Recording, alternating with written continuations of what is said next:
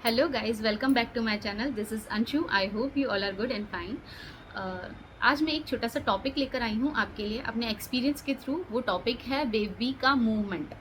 अब बेबी के मूवमेंट से आपको कैसे पता चल सकता है कि बेबी बॉय है या बेबी गर्ल है। देखिए, उससे पहले मैं छोटी सी बात आपसे कहना चाहूँगी कि आप सिर्फ अपनी प्रेगनेंसी को एंजॉय करिए। आप मत उस चीज़ पर ध्यान दीजिए जो आपको सिर्फ परेशानी दे। यानी कि आप देखिए, क्या होता है ना कि जो डिलीवर कर चुके हैं बेबी बॉय या बेबी गर्ल, तो हम उस तरफ ध्यान देते हैं, उनसे पूछते हैं कि आपका एक्सपीरियंस क्या था, आपको बॉय के टाइम पे क्या फ़ील हुआ था, बेबी के टाइम पे गर्ल के टाइम पे आपको क्या फ़ील हुआ था। तो आप उस टाइम उस चीज़ पर ध्यान मत दीजिए। सच में आप अपना प्रेगनेंसी जो टाइम है, पीरियड है, वो उस चीज़ को एन्जॉय कीजिए, क्योंकि ये टाइम बार-बार नहीं आने वाला है। और माँ के लिए तो बेबी बॉय हो, बेबी गर्ल हो, बच्चा है अपना, एक ही बात है। लेकिन मैं इस चीज़ को बहुत अच्छे से समझती हूँ कि अगर बेटा है तो बेटी के लिए एक चाह होती है, किसी के पास में बेटी है तो बेटे की एक चाह होती है, क्योंकि अपना परिवार एक औरत संपूर्ण मतलब पूरे तरीके से चाहती है कि मेरा जो परिवार है वो पूरा हो जाए। साथ ही जिनका फर्स्ट बेबी होता है तो उनको भी ये चीज़ लगती है कि पहला बच्चा है, कुछ भी हो जाए, बेटा है, बेटी है, वो लोग इस चीज़ पर इतना ध्यान नहीं देते हैं। लेकिन सेकंड प्रेगनेंसी में आते-आते लोग ध्यान देते हैं कि बेटा है तो बेटी हो जाए, बेटी है तो बेटा हो जाए। लेकिन प्लीज़ आप अपनी प्रेगनेंसी को एंजॉय कीजिए। अब देखिए, रही बात मूवमेंट की, तो मैं आपको बताऊं कि ये जो मूवमेंट होता है ना, वो मूवमेंट जो होता है वो प्लेसेंटा के ऊपर डिपेंड करता है। अगर प्लेसेंटा की पोजीशन से, देखिए कैसे होता है कि प्लेसेंटा की पोजीशन पोस्टीरियर हुई, मान लीजिए पोस्टीरियर में क्या होता है कि प्लेसेंटा जो होता है ना वो यूट्रस के पीछे वाले वॉल पर बनता है और बेबी आपका आगे होता है। यानी कि प्लेसेंटा आपका पीछे हो गया और बेबी आपका आगे हो गया। तो पेट की तरफ जब बेबी आपका होता है, वो कोई भी हलचल करेगा, पैर चलाएगा, हाथ चलाएगा, तो आपको जल्दी फील होगा, सीधी सी बात है। और कहीं एंटीरियर प्लेसेंटा हुआ तो एंटीरियर प्लेसेंटा में क्या होता है कि यूट्रस के आगे वाले वॉल पर, यानी कि पेट की तरफ आपका प्लेसेंटा होगा और बेबी आपका पीछे होगा। तो वो कुछ भी मूवमेंट करेगा, लेकिन आपको ये कुशन की तरह काम कर रहा है प्लेसेंटा उसके लिए, एंटीरियर प्लेसेंटा में। तो वो कुशन की तरह काम कर रहा है, बेबी कुछ भी हलचल करेगा लेकिन आपको लेट फील होगा, क्योंकि वो कुछ भी मूवमेंट कर रहा है वो प्लेसेंटा पे तो फील हो रहा है, लेकिन आपके टमी पर फील ही नहीं हो रहा है आपको।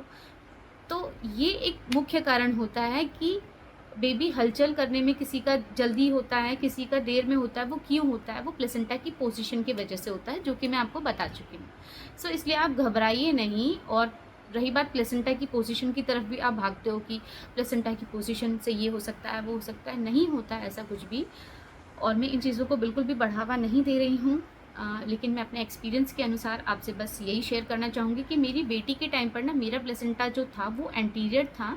तो एंटीरियर में क्या था कि वो प्लेसेंटा जो था वो आगे वाले वॉल पर था, बेटी मेरी पीछे की तरफ थी, तो वो कुछ भी शायद मूव करती होगी, मूवमेंट करती होगी, तो मुझे लेट फील हुआ था। मुझे फील हुआ था 5 महीने के बाद, लगभग 5.5 महीने के बाद ही फील हुई थी मुझे मेरी बेटी।